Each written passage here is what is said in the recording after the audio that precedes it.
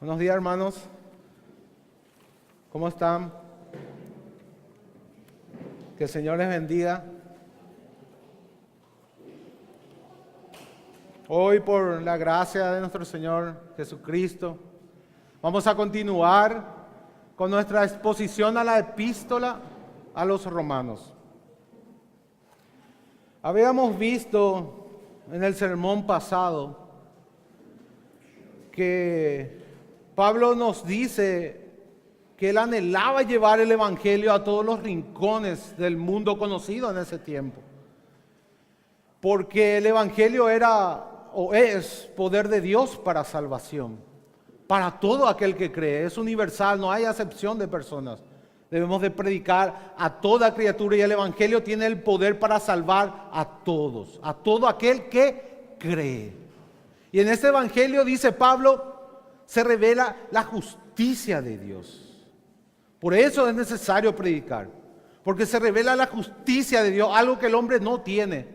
El hombre carece de justicia delante de Dios. Todos los hombres somos injustos, no hay ni un solo justo, dice Pablo en Romanos 3. Todos hemos pecado, nadie busca a Dios, nadie entiende, por cuanto todos pecaron y están destituidos de la gloria de Dios.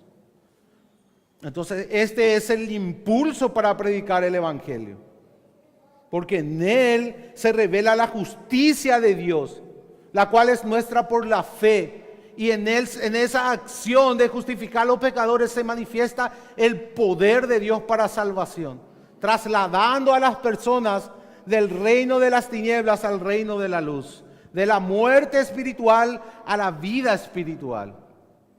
Ahora, otro de los motivos por el cual es necesario predicar el evangelio, Pablo nos continúa diciendo en el pasaje que hoy vamos a ver. El principal motivo por el cual Pablo quería ir a todos los rincones del mundo es porque la ira de Dios se revela desde los cielos. La ira de Dios está sobre la tierra, sobre toda la creación, sobre toda la humanidad. Y ese es el mensaje de hoy, la ira de Dios sobre la humanidad. A causa de la impiedad, a causa del pecado, desde la caída, Dios está airado con los impíos todos los días. Porque estamos en un estado de corrupción, de maldición, de impiedad, de injusticia, de rebelión contra nuestro Creador. Y este es un motivo que debe de impulsarnos a predicar el evangelio. Hermana, la gente se está perdiendo. Cada vez que muere un alma sin Cristo va al infierno sin ninguna otra oportunidad. Están bajo la ira de Dios. Necesitan la justicia de Dios que se revela en el evangelio, que es el único poder para salvar a las personas cuando creen en este evangelio. Y esta es la línea de pensamiento que Pablo viene desarrollando. Este versículo está conectado con lo que Pablo acaba de decir en los versículos 16 y 17, que dijimos que es la tesis de la epístola a los romanos. Que el evangelio de Dios, el evangelio es el poder de Dios para salvar. El evangelio es la justicia, en el evangelio se revela la justicia de Dios, la cual la tenemos por medio de la fe. Por medio de la fe recibimos a Cristo. Y toda la humanidad necesita este mensaje porque la ira de Dios está sobre ellos. La ira de Dios está sobre ellos y ese es el mensaje que vamos a ver hoy. Y vamos a dividir este pasaje que vamos a exponer hoy, que es desde el 18 al 23, en 3 partes, para tener un orden y un bosquejo sencillo. Y el primer punto que vamos a tocar es la revelación de la ira de Dios contra la humanidad caída. Eso nos habla el versículo 18. El segundo punto que vamos a ver es la revelación natural de Dios deja a la humanidad sin excusa. El tercer punto, que es desde el 21 al 23,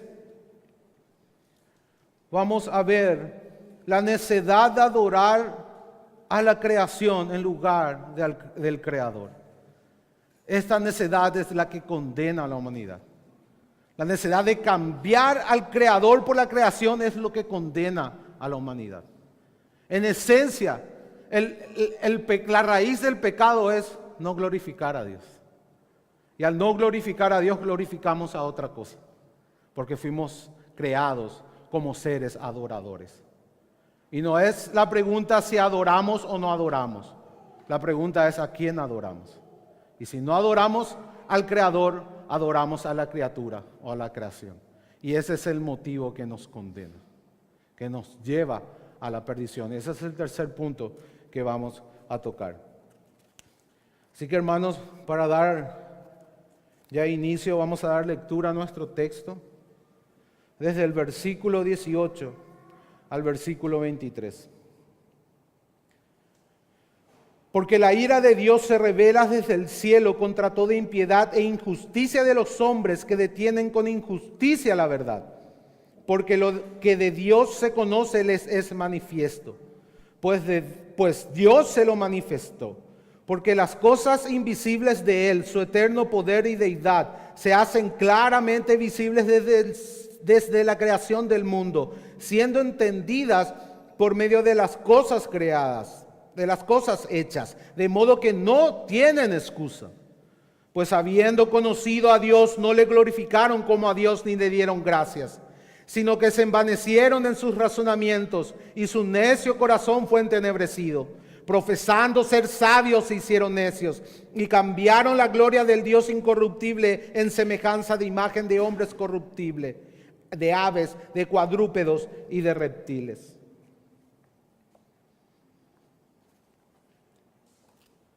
Había un hombre que se llamaba Roberto, que desde muy chiquitito fue muy disciplinado y muy responsable en todas sus actividades. Estudiaba a tiempo, hacía sus tareas, era un niño aseado. También en la universidad fue un alumno destacado, se recibió con honores, ejerció su profesión y se desarrolló de una manera ideal, por así decirlo. Como consecuencia de su disciplina, era un hombre disciplinado, era un hombre responsable, era un hombre de bien a los ojos del mundo. Y su sueño era llegar a la jubilación para poder por fin descansar y disfrutar de todo su esfuerzo durante toda su vida, de toda una vida de disciplina, de responsable, una vida de sacrificio. Y un día después de su jubilación, cuando se fue a firmar, le agarra un derrame cerebral. Y todo ese esfuerzo que él hizo durante su vida, toda esa esperanza que él tenía de disfrutar cuando llegue ese momento, se echó a perder. Y muchas veces cuando vemos una situación así nos preguntamos, ¿por qué pasan estas cosas? Parece tan injusta la vida. Y a veces ya levantamos el puño al cielo y decimos, ¿por qué Dios permites que pasen estas cosas? Y la respuesta es porque la ira de Dios se revela desde el cielo. Porque tu esperanza no puede estar en esta tierra, porque esta tierra está bajo la maldición de Dios a causa del pecado. Desde Génesis 3, toda la creación está bajo la ira de Dios, está bajo la maldición de Dios. Y no puedes tener tus esperanzas puestas en esta tierra, en esta vida. Eso es lo que nos dice el Evangelio. Eso es lo que nos dice la palabra de Dios.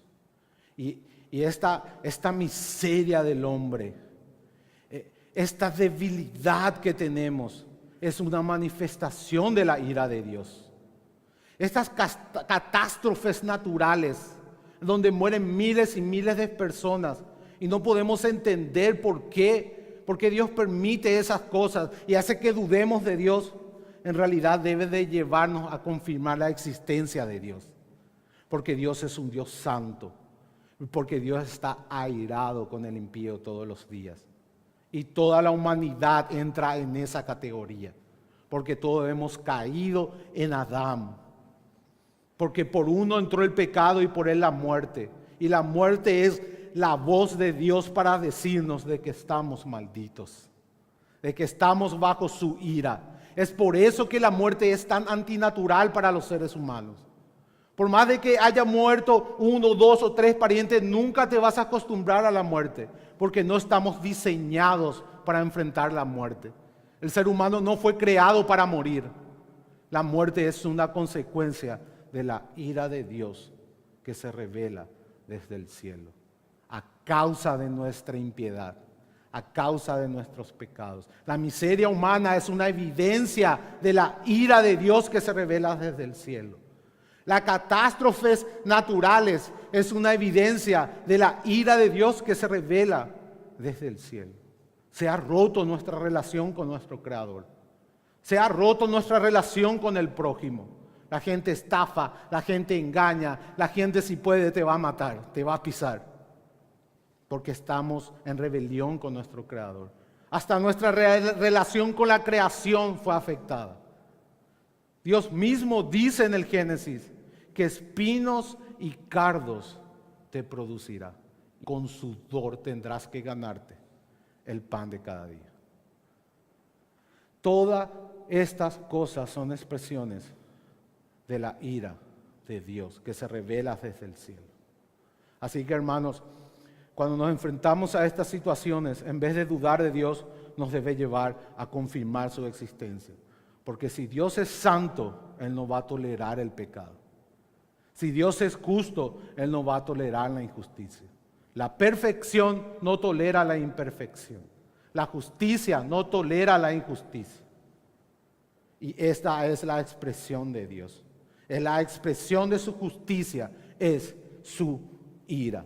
Y así entramos en el primer punto, que es la revelación de la justa ira de Dios contra toda la humanidad. Contra la humanidad que está caída. Por cuanto todos pecaron y están destituidos de la gloria de Dios. Sin excepción. Esta maldición es universal para toda la humanidad. Y la ira de Dios que se revela es universal. Es un castigo por el pecado. La paga del pecado es la muerte. Justos o injustos, ricos o pobres, cultos o incultos, van a tener que probar de la muerte.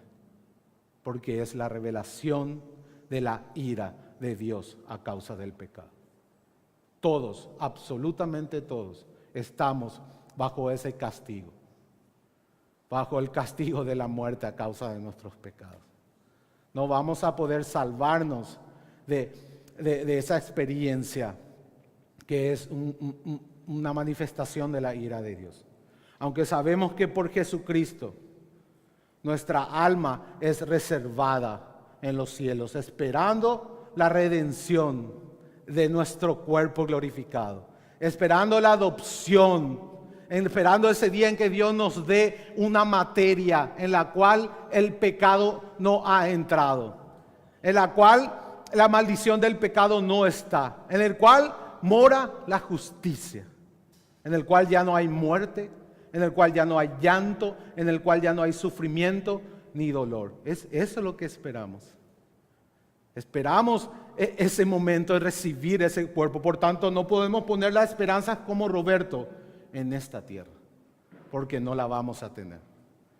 No la vamos a tener. En esta tierra solamente vamos a encontrar aflicción. Pero esa aflicción no se compara con la gloria venidera. Esa es la esperanza de los hijos de Dios. No está puesta aquí, está puesta allá, en la eternidad, con nuestro Señor. Esta ira de Dios, como dijimos, es justa y es santa. Es la expresión de su justicia. A causa de su santidad, Dios aborrece el pecado. Por tanto, Dios no puede tolerar el pecado. Esta ira no es una reacción impulsiva y temporal, como nuestra ira, que está manchada por la maldad. La palabra dice que la ira del hombre no obra la justicia de Dios. En cambio, la ira de Dios sí obra la justicia de Dios, porque es una expresión de su justicia. Por eso nosotros no tenemos permiso para irarnos. Que no se ponga el sol sobre nuestro enojo. Porque es pecaminoso. Siempre tiene motivaciones egoístas, manchadas levemente por el orgullo, o por la vanidad, o por la codicia, o por la avaricia. Pero Dios no. La ira no es una mancha en su carácter, es una expresión de su perfección, de su bondad, de su justicia, de su santidad, de su inmutabilidad. Dios es inmutable, por eso está irado con los impíos todos los días, porque Él no cambia. Él no cambia y el hombre está en un estado de corrupción. La ira de Dios está todos los días sobre el impío. Todos los días sobre el impío. Juan, en el capítulo 3 de su evangelio, nos dice que el que rehúsa creer en el Hijo no verá la vida, sino que la ira de Dios está sobre él. La ira de Dios está sobre él. Imagínense esto, hermanos. La ira de Dios está sobre todos nosotros. Dios nos trae el evangelio para cambiar esa situación. Si nosotros rechazamos al Hijo de Dios, a Jesucristo, seguimos bajo la ira de Dios. Es un estado permanente a causa de la inmutabilidad de Dios. Porque Dios es santo y es inmutablemente santo, está airado con el impío todos los días.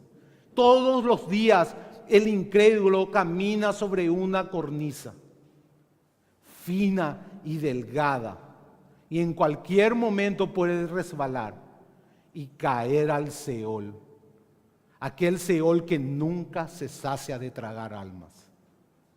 Esa es la imagen que la Biblia nos da.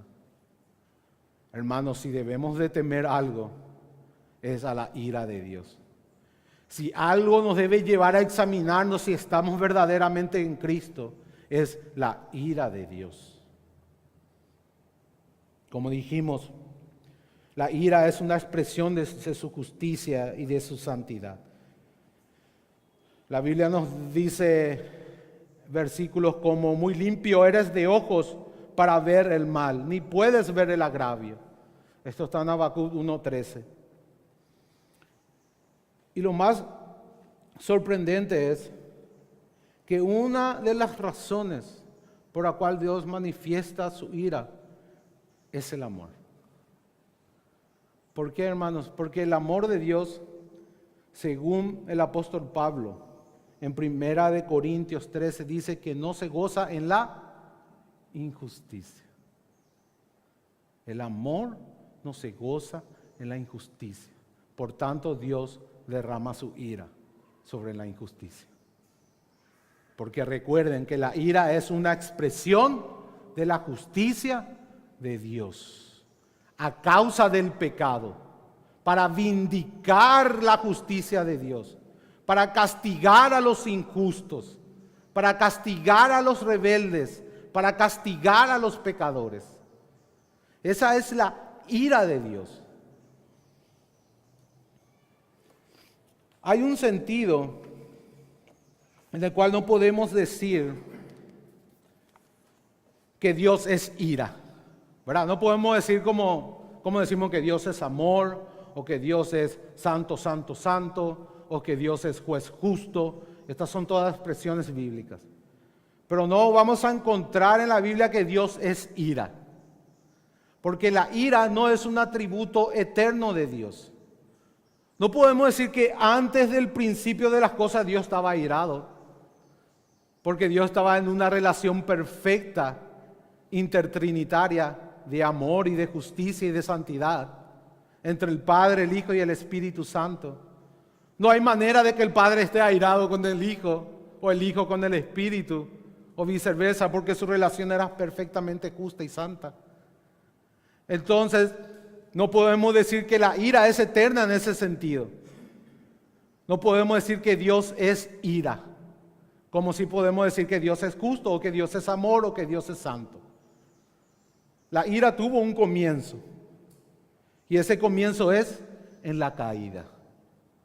Desde el momento de la entrada del pecado, Dios manifiesta su ira como una respuesta de su justicia y de su santidad, para vindicarla, para demostrar su aborrecimiento al pecado, para demostrar su amor de que Él no se goza en la injusticia, para demostrar su justicia en que Él va a vindicar, castigando al malo, y recompensando al bueno. Ese es el sentido de justicia, que cada uno reciba conforme a lo que merece. ¿Es cierto o no, hermanos? ¿Acaso no tenemos ese sentido de justicia en nosotros mismos? Por la imagen de Dios que aún está distorsionada, pero está en nosotros. ¿Acaso cuando vemos a una niña violada y torturada, no sentimos ese sentido de justicia? Que el culpable reciba su merecido, que el culpable sea castigado y que la inocente sea defendida. ¿Acaso no sentimos eso en nuestros corazones? ¿No tenemos ese sentimiento de justicia, de vindicación, del que malo reciba su merecido, del que el culpable sea castigado? Esa es una expresión de la justicia de Dios que está en nosotros. Y esa es la esencia de la ira de Dios. Es una vindicación de su justicia. Mía es la venganza, yo pagaré, dice el Señor. Entonces, cuando hablamos de la ira de Dios, hablamos de su santidad y de su justicia. ¿Cuándo fue, mi hermano, mi hermana, la última vez que diste gloria a Dios por su ira? ¿Cuándo fue? Porque Dios manifiesta su ira para manifestar su poder y para que Él sea glorificado. Su ira también glorifica a Dios porque es la vindicación de su justicia. ¿Acaso no vas a alabar cuando el culpable violador es condenado y castigado? ¿Por qué entonces no pensamos así de Dios cuando Él derrama su justa y santa ira para castigar al pecador y para vindicar su justicia?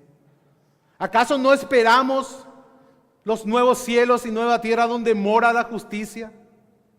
¿Acaso no vemos en el Apocalipsis de que ellos celebran la destrucción de Babilonia? De que ellos claman por Dios para que venga la sangre de sus santos. ¿Cuándo fue la última vez que glorificaste a Dios por su ira? Lo más probable es, si nunca lo hiciste, lo más probable es que no conoces correctamente a Dios en todos sus atributos. Debemos de aprender a glorificar a Dios en su ira. Y eso es lo que ruego a Dios que hoy nos muestre por su Espíritu Santo. Que su ira es una expresión de su poder y de su gloria. Nos guste o no nos guste, hermanos. Es una expresión de su poder y de su gloria. Porque es una instauración, una vindicación, una manifestación de su justicia, la cual todos anhelamos en nuestros corazones.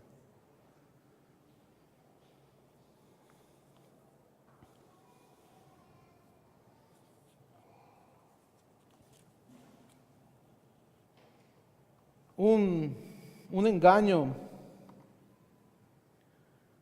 de las personas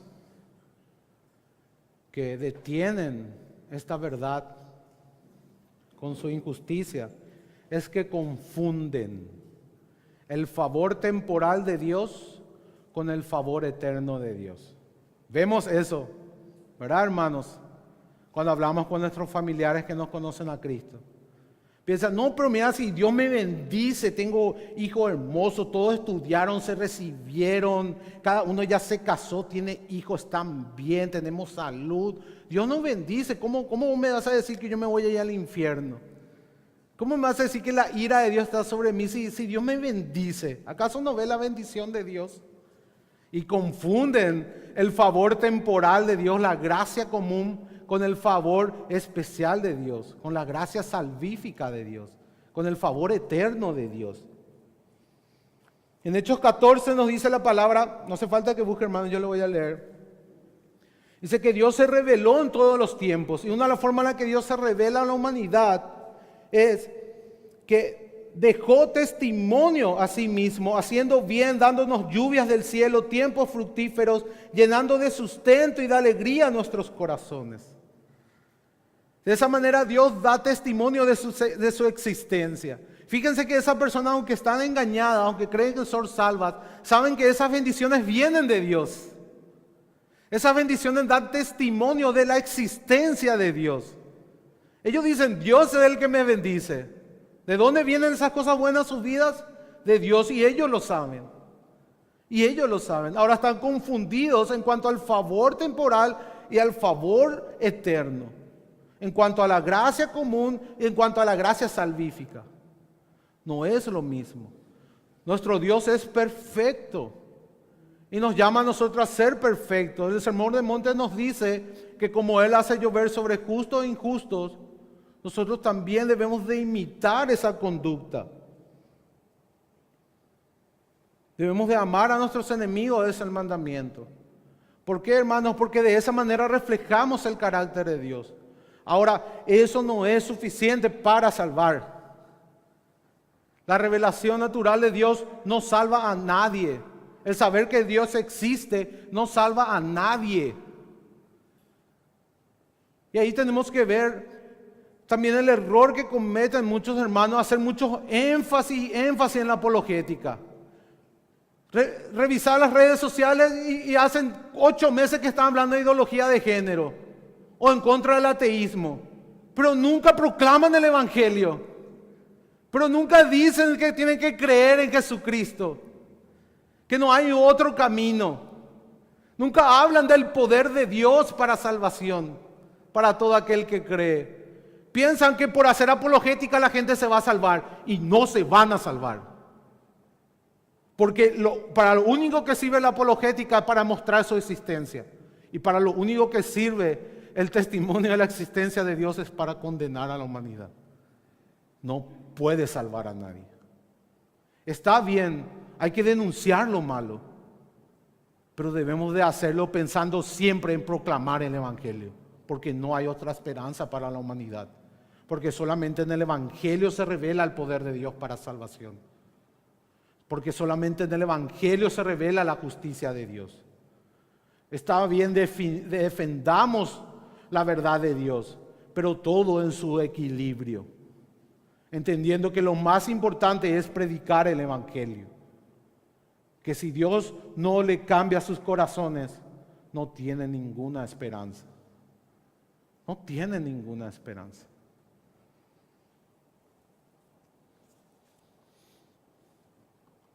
La ira de Dios es una manifestación de su justicia, es una vindicación de su justicia y una expresión lógica de su santidad. Dios es amor santo y justo eternamente. Él es inmutable eternamente. En Él no hay mudanza ni sombra de variación. La ira de Dios es la manifestación de su justicia. Y se revela principalmente de 3 maneras. Y una ya vimos, es a través de la maldición. La maldición de Génesis. El Romano nos dice que esta creación fue sujetada a vanidad por aquel que lo sujetó en esperanza. Está en una esclavitud de corrupción.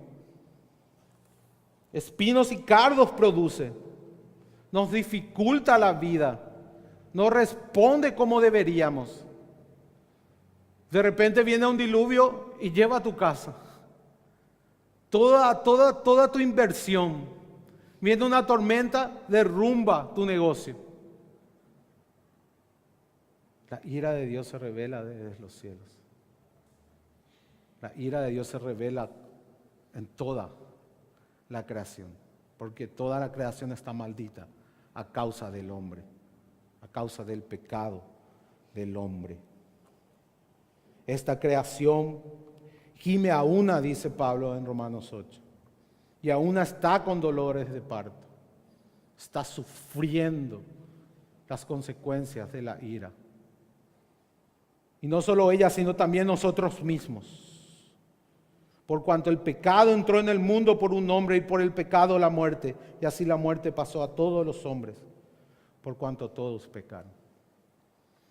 como decimos, la evidencia irrefutable de la maldición de Dios sobre la creación, sobre la humanidad y toda la creación, de la revelación de su justa y santa ira, es la muerte. El día que comieres del fruto del árbol, ciertamente morirás. Morirás. Hermanos, ¿alguien conoce a alguien que nunca murió? Es ese que está exento de la ira de Dios. Todos absolutamente, justos e injustos. Así como Dios hace llover sobre justos e injustos, así la ira de Dios sobre la creación está sobre justos e injustos. Vemos eso, por ejemplo, en el Génesis 5, donde Dios nos traza el linaje de la promesa. El linaje que viene de Set, que había reemplazado a Abel. Y de ese linaje iba a venir aquel que iba a aplastar la cabeza de la serpiente. Sin embargo, vemos que aún en el linaje de la promesa, aún en el linaje de los justos, aún en el linaje de aquellos que invocan el nombre de Jehová, murieron.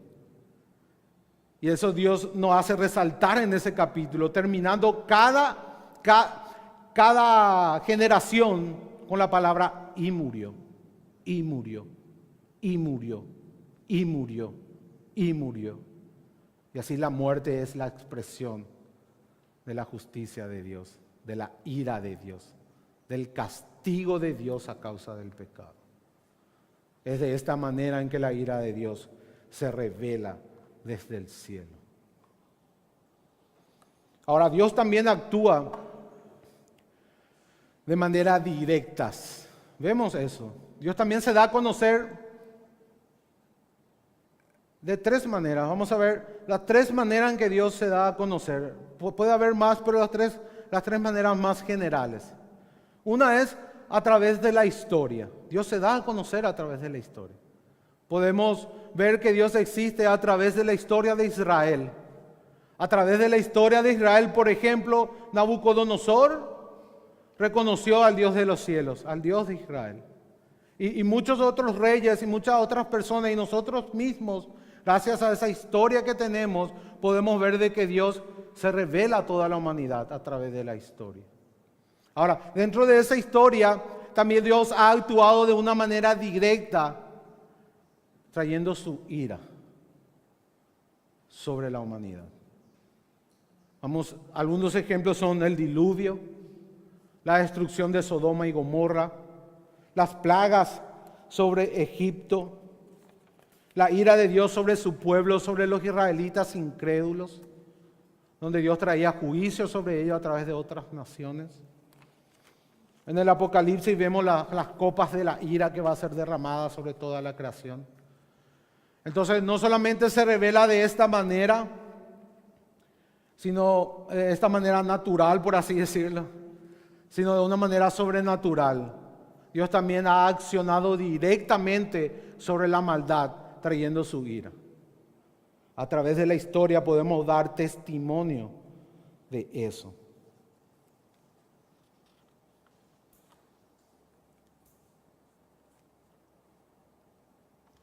Otras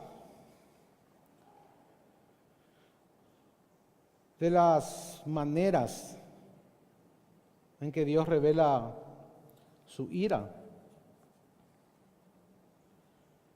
es en el estado intermedio de las almas. La Biblia nos dice, también en el estado intermedio de los ángeles, que aquellos ángeles que pecaron, Dios los arrojó al infierno, a prisiones de oscuridad para ser reservadas al juicio.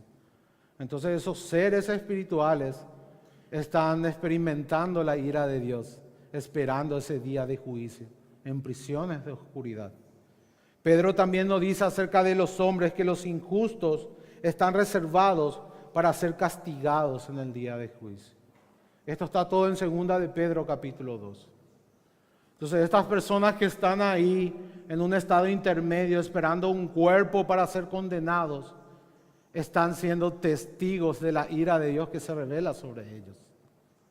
Jesús nos ilustra algo para que podamos entender más o menos, no sacar dogmas específicos de eso, pero sí nos ilustra con la historia de Lázaro y el rico. ¿Recuerdan? Que los dos murieron, uno se fue en el seno de Abraham y el otro descendió al Seol. Y dice que estando ahí, alzó sus ojos y estaba en tormentos. Estaba atormentado en una llama. Y esa es la expresión de la justicia de Dios.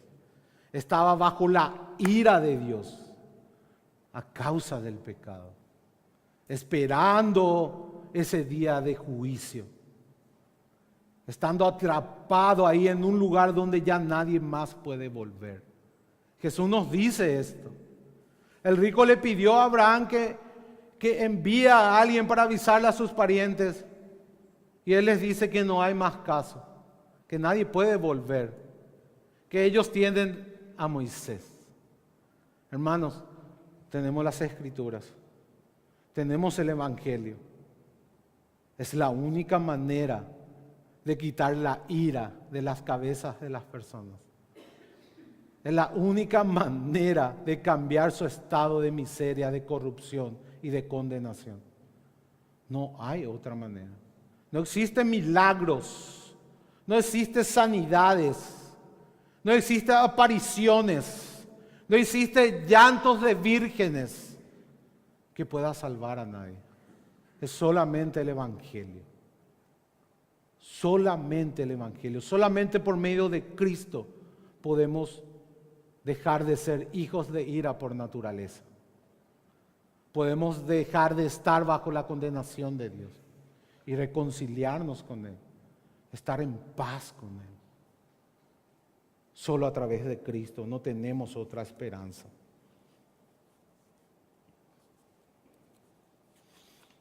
Otra de las maneras en que se revela la ira, dijimos, a través de la creación, a través de las personas que están en un estado intermedio, que han muerto bajo la condenación, esperando el día del juicio. Y también podemos ver cómo la ira de Dios se revela en aquellas personas en las cuales Dios les ha entregado a sus pecados. Y ese es el contexto en realidad del cual habla Pablo. Todas estas son verdades bíblicas, pero el énfasis de Pablo está en este último, en que Dios entrega a las personas a su maldad. Y esa es una manifestación de la ira de Dios. Esa es una manifestación del castigo de Dios sobre esas almas, por cuanto no aceptaron la verdad, por cuanto detuvieron la verdad con su impiedad y su justicia. Dios los abandonó, Dios los entregó a sus pecados. Eso vamos a ver en el siguiente sermón, porque es lo que habla después Pablo del verso 24 al 32. Es la expresión de la ira de Dios. Cuando vemos a personas entregadas completamente a su pecado. Y esto también incluye la apostasía. Esto también incluye a aquellas personas que profesaron ser cristianas y luego rechazan totalmente el Evangelio.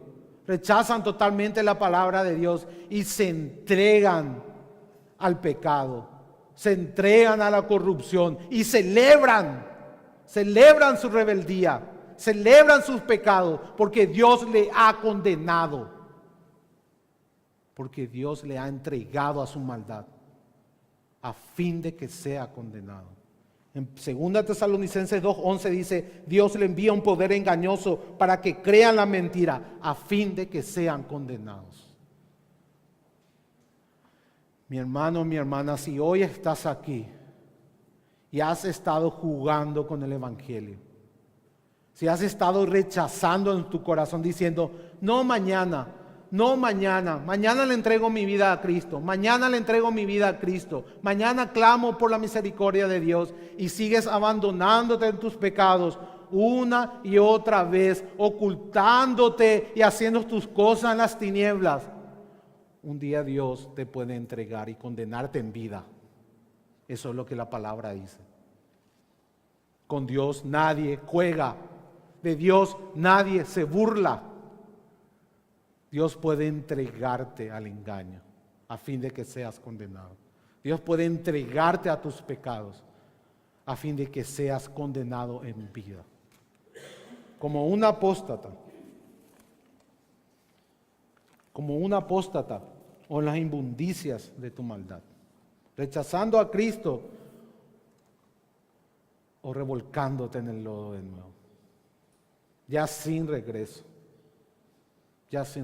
porque Dios mismo va a cegar tu entendimiento y va a endurecer tu corazón para glorificarse en tu condenación, por cuanto has rechazado la verdad con tu injusticia una y otra vez.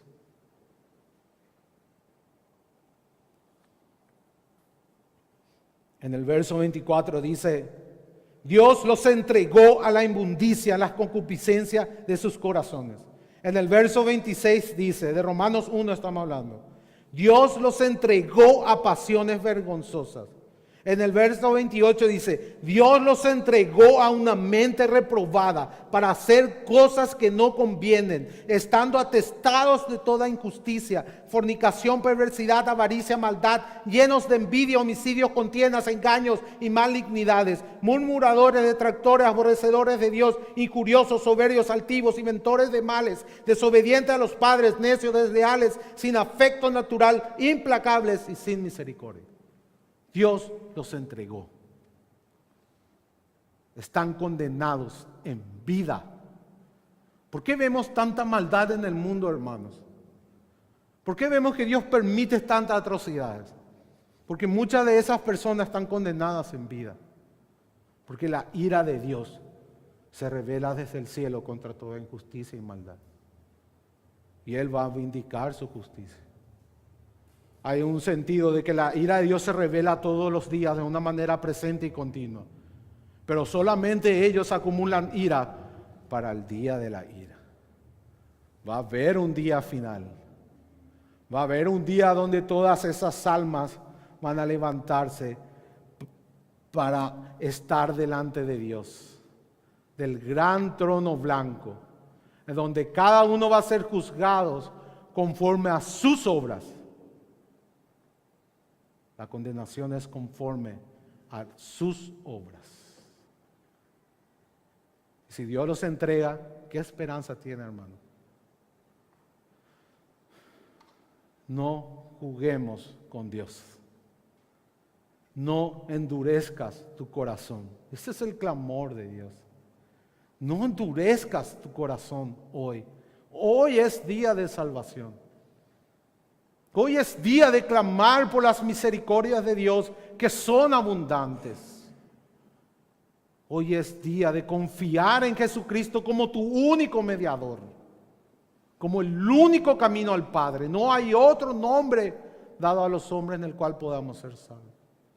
Hermanos, ¿por qué piensan que Cristo tuvo que venir a morir tan horrendamente, siendo el Dios de los cielos y de la tierra? Porque la ira de Dios se revela desde los cielos.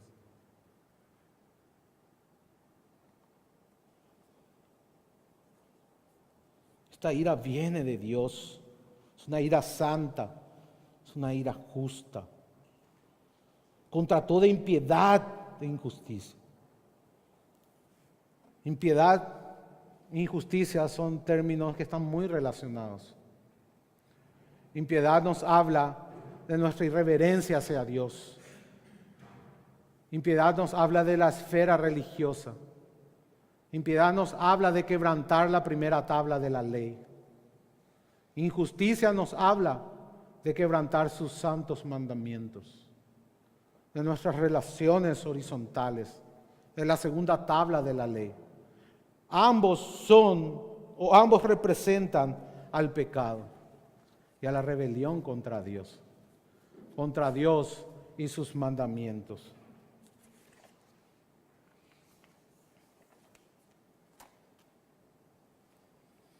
Hermanos, la revelación de la ira de Dios es un motivo que nos lleva a predicar el Evangelio. Cuando conocemos a este Dios santo y justo, que aborrece el pecado y que no tolera la maldad, tienen que llevarnos a predicar el Evangelio. No tienen esperanza. La ira de Dios está sobre ellos. Cada segundo que pasa es un acto de misericordia. de Dios, para no enviarles al castigo eterno, para no enviarles a ese terrible momento en donde Dios le va a decir: apartados de mí, hacedores de maldad, al fuego eterno preparado para el demonio y sus ángeles. Qué terrible va a ser ese momento. Y todos aquellos que están sin Cristo, indefectiblemente terminan allí. Indefectiblemente terminan allí. Porque la revelación natural de Dios deja a toda la humanidad sin excusa. Y ese es el segundo punto, en los versículos 19 y 20. La revelación natural de Dios deja a todos sin excusa. Pero a todos. ¿Y qué pasa con los indios del Amazonas? Tan bonitos ellos, que nunca escucharon el Evangelio. ¿Qué pasa con ellos? No tienen excusa. Están bajo la ira de Dios. No tienen excusa. Están bajo la ira de Dios.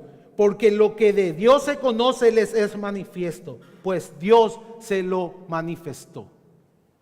Hermanos, ¿por qué creen que los cristianos daban su vida en el siglo XIX para salir a predicar a todo el mundo? El siglo XIX es el siglo de las misiones protestantes. ¿Por qué creen que iban y morían en el África, en la India, venían acá a América, en Tierra del Fuego? ¿Por qué creen, hermanos? Porque ellos sí entendieron la ira de Dios. Ellos sí entendieron la ira de Dios. Ellos sí entendieron la necesidad de predicar el poder de Dios para salvar. Ellos sí sabían que nadie tiene excusa delante de Dios, porque Dios se manifestó a toda la humanidad. Dios mismo se dio a conocer. Dijimos ya a través de la historia, pero también a través de la conciencia. Dios se da a conocer a través de la conciencia. Dice el necio en su corazón: no hay Dios. Salmo 14. Y dice Dios en su corazón: no hay Dios, no quiere decir que sea ateo, sino que él sabe que hay Dios, pero se engaña a sí mismo para vivir como él quiere, diciendo: Dios no me va a castigar, Dios no va a tener en cuenta esto, no le estoy haciendo mal a nadie. Sí le estás haciendo mal a tu Dios, sí te estás rebelando contra Dios. Si dices en tu corazón: no hay Dios, eres un necio. Si vives esta vida como si fuera que Dios no existe, eres un necio. Eso es lo que la Biblia dice.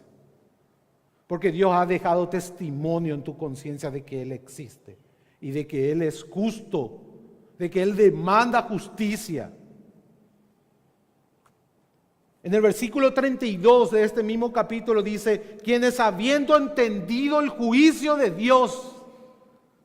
Fíjense, hermanos, dice que estas personas entendieron el juicio de Dios. ¿Qué quiere decir eso? Que ellos sabían que era bueno y que era malo. ¿Por qué? Porque Dios se lo manifestó en sus conciencias. Está demostrado, hermanos, que en tribus o civilizaciones que nunca escucharon el Evangelio, nunca escucharon de la Biblia o de los judíos o de los israelitas, todos coinciden que matar es malo, que robar es malo, que violar es malo. ¿Y por qué creen? Porque Dios se lo manifestó en sus conciencias. Ellos tienen sus valores morales de Dios. En el capítulo 2 de Romanos nos dice que los gentiles que no tienen ley hacen por naturaleza lo que es de la ley. Estos, aunque no tengan ley, son ley para sí mismos, mostrando la obra de la ley escrita en sus corazones, dando testimonio su conciencia, acusándoles o defendiéndoles sus razonamientos. Así que, hermanos, todos los que sin ley pecan, todos los que pecan sin la Biblia, sin conocer al Dios de Abraham, Isaac y Jacob, todos los que pecan sin conocer a Jesús, sin haber escuchado nunca de la Biblia, según Romanos 2:3 dice, sin ley también perecerán.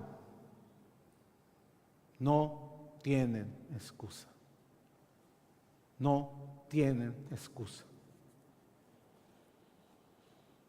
Y acá podemos hacer un poco de apologética rápidamente el argumento moral.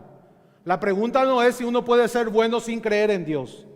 La pregunta es si puede ser bueno sin Dios, sin la existencia de Dios. Hermanos, esta evidencia de la ley en los corazones de todas las personas nos testifican por deducción lógica de que hay un legislador. Si hay leyes, es porque hay un legislador. Esa es una deducción verdadera. No puede haber leyes así porque sí. No puede haber leyes así porque así. La existencia de las leyes morales en el corazón de todos los humanos nos dicen de que hay un legislador. Y ese es el argumento moral. Nuestro sentido y demanda de justicia nos da testimonio de que Dios existe. Tenemos un sentido de justicia propio. Es más, demandamos justicia. Dijimos que si vemos a un violador de niños, queremos que sea castigado. Demandamos justicia porque Dios ha puesto ese sentido en nuestros corazones. Y eso nos deja sin excusa. Entonces Dios se revela a través de la historia, Dios se revela a través de la conciencia y Dios se revela a través de las cosas invisibles de Él, su eterno poder y deidad que se hacen visibles claramente desde la creación del mundo, siendo entendidas por medio de las cosas hechas, de modo que no tienen excusa. Y este es el énfasis que hace Pablo aquí en este pasaje. La revelación natural de Dios a través de la creación. Ya vimos que Dios se da a conocer a través de la historia y en ese sentido también a través de su providencia. Vimos que Dios hace llover sobre justos e injustos, que Dios trae bondades sobre las personas y las personas saben que eso viene de Dios. O sea, que confirma y testifica de que Dios existe. Entonces, de esa manera Dios se revela a través de la historia, a través de su providencia, a través de su conciencia que acabamos de ver y también a través de la creación. El Salmo 19, el más conocido de todos. Los cielos cuentan la gloria de Dios y el firmamento anuncia las obras de sus manos.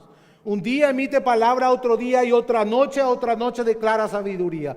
Porque por toda la tierra salió su voz y hasta el extremo del mundo sus palabras. Hermanos, todo escuchó esta predicación de Dios que nos da la creación. Un día emite palabra a otro día. Es constante, es continuo, es universal. A veces pensamos y nos gozamos en la gloria de Dios en la creación. ¿Verdad que sí, hermano? Qué magnífico es nuestro Creador cuando vemos las flores, cuando vemos los animales, las habilidades que tienen los animales para adaptarse a sus medios. Cómo un pájaro es capaz de construir una casa sin nunca haber estudiado arquitectura. Cómo los animales viven y se adaptan. La hermosura de un amanecer, la majestad del sol. La belleza de las estrellas, las lunas nos cuentan su gloria. Pero nunca pensamos que esa manifestación de su gloria nos condena. Nos condena y eso es lo que Pablo dice acá. Los cielos cuentan la gloria de Dios y esa gloria condena a toda la humanidad por cuanto no tienen excusa.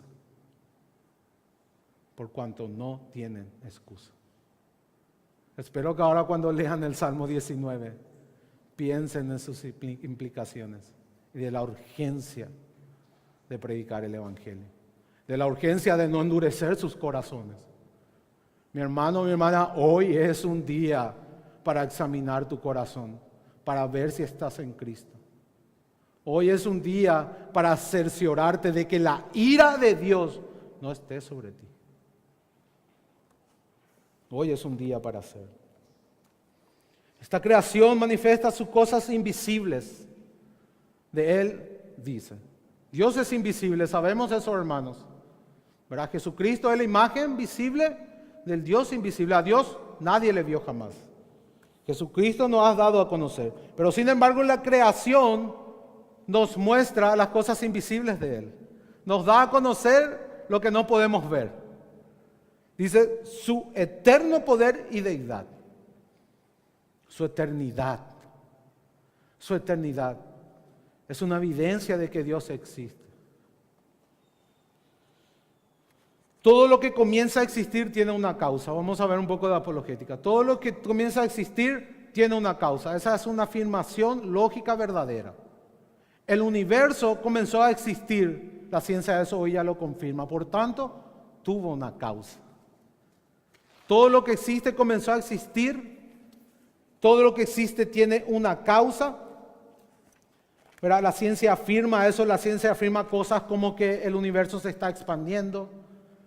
La física nos dice a través de la segunda ley de la termodinámica que todo va llegando a un equilibrio de reposo, que la energía usable se está acabando, por tanto tuvo que haber tenido un universo. La afirmación de los ateos de que el universo es eterno ya es una falacia, ya es un argumento absurdo que la ciencia lo ha demostrado. El universo tuvo un comienzo, tuvo una causa. Y esa causa por necesidad tiene que ser una causa que esté fuera del tiempo, fuera del espacio, tiene que ser inmaterial y no causada, y tiene que ser extremadamente poderosa. ¿Y a quién se ajusta todo eso, hermanos? A Dios. Ahora, no hace falta recurrir a estos argumentos filosóficos, porque la Biblia nos dice que los cielos cuentan su gloria. Los cielos cuentan su gloria. Y esa gloria nos deja sin excusa. El mundo entero, dice Juan Calvino, es un teatro para exhibir la bondad divina, su sabiduría, su justicia y su poder. Hermano, este mundo está ajustado tan finamente. Cada planeta, cada astro, cada satélite en el universo tiene un lugar exacto, un lugar tan exacto que ni siquiera puede moverse 1 milímetro. Si Júpiter se mueve 1 milímetro de su órbita, hace imposible la vida. O sea, el universo está ajustado tan finamente, tanto de manera cosmológica o en el cosmos, como de manera celular, en nuestro ADN, en nuestras células. Hay tanta perfección, hay tanta complejidad que hace imposible que sea una casualidad o que sea producto del azar. Manifiesta que hay un diseñador inteligente, de que hay alguien que produjo que todo esto exista. Todo está tan simétricamente y tan exactamente y tan milimétricamente en su lugar que no puede estar en otro lugar. Para que haya vida, para que existamos nosotros, para que exista la tierra, para que existan las flores, para que existan los animales, para que existamos nosotros. Y podemos ver ahí la gloria de Dios. La ciencia, la verdadera ciencia nos muestra también la gloria de Dios.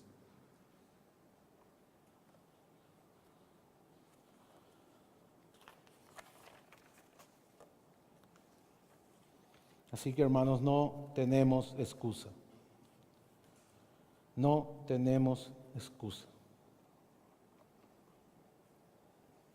Por rechazar esta revelación natural, nos quedamos sin excusa y nos lleva a la necedad de adorar a la creación en lugar del Creador. Y esto condena a toda la humanidad con justicia, hermanos. Y este es el tercer punto. La necesidad de cambiar al Creador por la creación condena a la humanidad con justicia. Estamos justamente condenados. Y eso es algo que tenemos que afirmar. Que merecemos ser castigados por Dios. Pues habiendo conocido a Dios, no le glorificaron a Dios ni le dieron gracias, sino que se envanecieron sus razonamientos y su necio corazón fue entenebrecido. Profesando ser sabios, se hicieron necios. El Catecismo Menor de Westminster dice que el fin principal del hombre es glorificar a Dios y gozar de Él para siempre. Por tanto, la raíz de todo pecado es no glorificar a Dios. ¿Cierto? Si el fin principal para lo cual fuimos hechos es glorificar a Dios, la raíz de todo está en no glorificar a Dios. Y eso es lo que nos dice Pablo. Fuimos hechos como seres adoradores, para dar gloria a Dios, para reflejar su imagen, sus atributos, sus perfecciones. Ese es el propósito del ser humano. Fuimos creados para glorificar a Dios y para disfrutar de Él, de una comunión perfecta con Él, siendo el pueblo de Dios, estando en el lugar de Dios, bajo el gobierno de Dios y bajo la bendición de Dios. Un gozo eterno. Sin embargo, no le glorificamos. No le reconocimos a Dios ni le otorgamos el honor y la alabanza que se le debe y que Él merece. No le dimos gracias, hermanos. Podemos ver todas las bondades de Dios para con nosotros. Podemos decir que Dios existe por todo lo bueno que nos da. No nos falta alimento. Llueve sobre justo e injusto. Dios trae alegría a nuestros corazones. Dios nos da una familia hermosa. Dios nos da salud. Dios suple todas nuestras necesidades. Pero no le damos gracias. No le glorificamos. Sino que nos envanecemos en nuestro razonamiento. Empezamos a pensar horizontalmente en vez de verticalmente. Dios nos da un buen trabajo y luego mi trabajo se convierte en mi Dios. Dios me da prosperidad y luego mi prosperidad se convierte en mi Dios. Dios me da una hermosa familia, luego mi familia se convierte en mi Dios. Dios me da hermosos hijos, luego mis hijos se convierten en mi Dios. Y así sucesivamente. Cambiamos las cosas creadas por el Creador. No le damos gloria a Él, ni le damos gracias por sus bondades. Hermanos, la creación fue dada para manifestar su gloria. La creación es un señalero con un dedo que apunta arriba. Nos dice que la belleza no está en las cosas creadas en sí, sino en aquel que las creó. Porque estas cosas solamente son un espejo que reflejan su belleza, que reflejan sus perfecciones, que reflejan todo lo que Él es. Los cielos cuentan su gloria propia, la gloria de Dios, la gloria de Dios. Y así los corazones de los hombres son entenebrecidos, están en tinieblas, en torpeza mental, desesperanza emocional y depravación espiritual. Hermanos, profesando ser sabios se hacen necios y vienen con argumentos que parecen intelectuales y solamente demuestran su necedad, negando lo evidente. Negando lo evidente. Y vemos a supuestos intelectuales que niegan a Dios y no pasan de lo absurdo. Porque su problema no es intelectual, su problema es moral. Ellos saben que Dios existe. Él se manifestó a ellos, pero ellos se predican la mentira en sus corazones.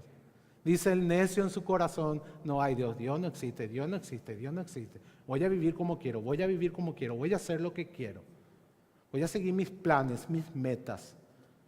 Voy a poner mi propia moral. Yo voy a decidir qué es bueno y qué es malo. Aguante la cerveza. Diríamos en un término coloquial. Eso es lo que hace el necio. Eso es lo que hace el necio. Se dice a él mismo que Dios no existe. Y vive, ya sea negando en su mente o negando en sus prácticas que Dios existe.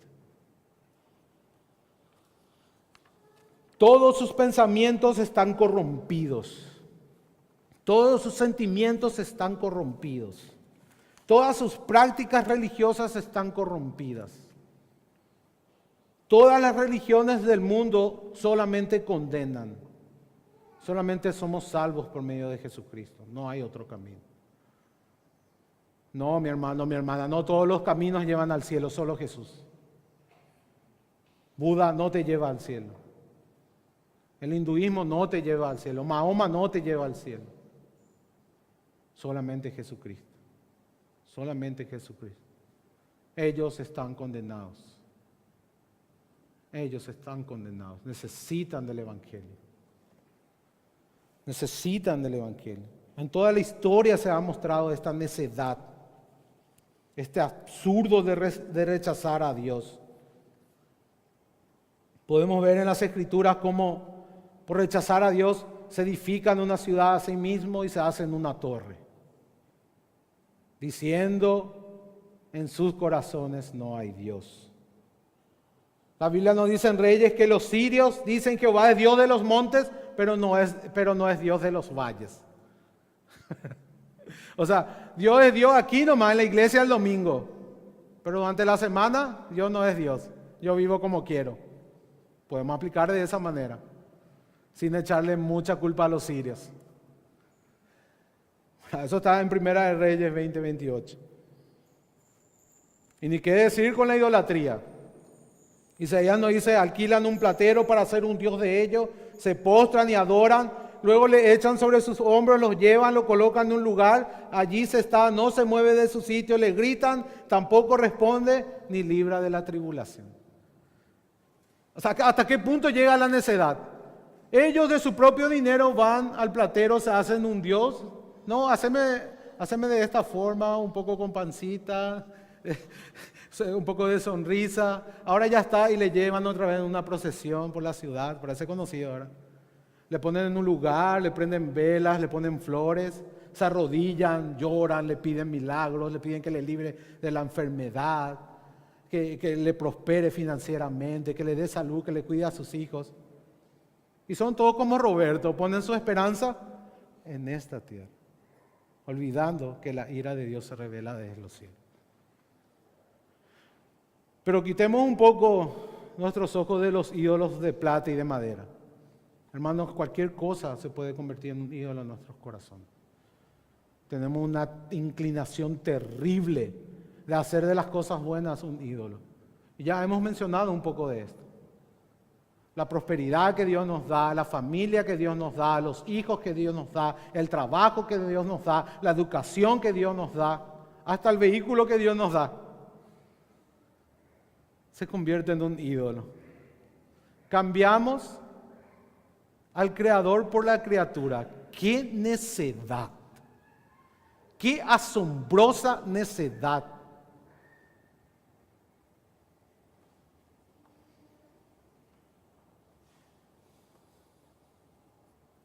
No podemos cambiar la verdad de Dios por la mentira, hermanos.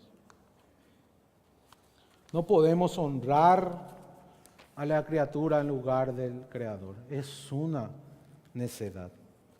Y son por estas causas que la ira de Dios se revela. Y podemos llegar a la conclusión de una manera evidente y contundente de que su ira es justa. Es justa. Por cuanto detenemos la verdad con injusticia, con impiedad. Por cuanto somos necios y adoramos a la criatura en lugar del Creador. Y Dios se va a glorificar, mi hermano, mi hermana, a través de su ira. Dios se va a glorificar. En Romanos 9:17 dice, para esto mismo te he levantado, para mostrar en ti mi poder, para que mi nombre sea anunciado por toda la tierra, para dar gloria a Dios a través de su ira. Eso es lo que está diciendo Dios.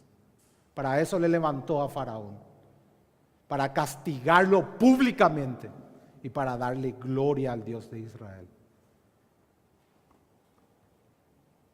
De manera de quien quiere tiene misericordia y al que quiere endurecer, endurece.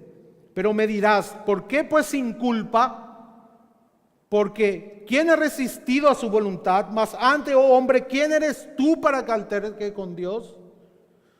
Dirá el vaso de barro al que lo formó, ¿por qué me has hecho así?